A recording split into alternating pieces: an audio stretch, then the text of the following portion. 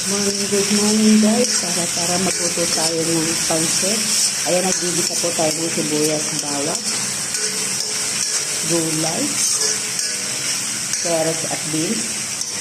Ang lako lang po nito ay ang chicken gizzard. Pinakuloan ko na rin po sa kanina bago ko ilagay po ito. Kasi birthday ng kapatid ko at sa kanina sila nila mag-ina. Kaya lulutuan ko sila. Bahala na sila magluto sa Pilipinas kung may lulutuin. Tara, samahan niyo po. Ayan, kumukulo na ating po. Hindi naman ako masyado marunong magluto ng ganito. Pero,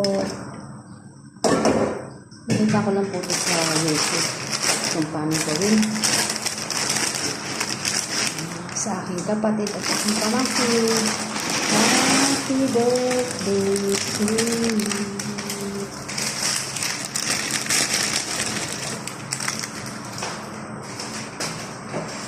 Hindi na natin kailangan maghanda ng marami. Basta yung magsimba ka lang, tumawag ka kay Lord, tapos may kaunting salo-salo sa inyong mag-ina.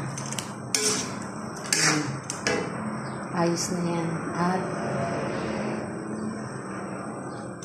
At least nakaraos ang inyong birthday at naging malakas sa araw-araw. Diba? Pansit, halo-haloin natin para dumidikit yung ano niya. Kaya makikita yung tubig ulit para hindi dumikit yung sa kawali. Ayan. Ang sarap. Pwede na akong magtindahan sa Pilipinas.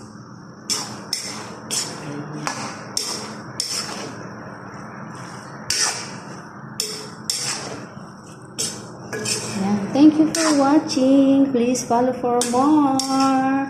Adele Kirorosan channel. Meron na akong pansit bihon with kanton. Happy birthday sa aking kapatid at kay Nene.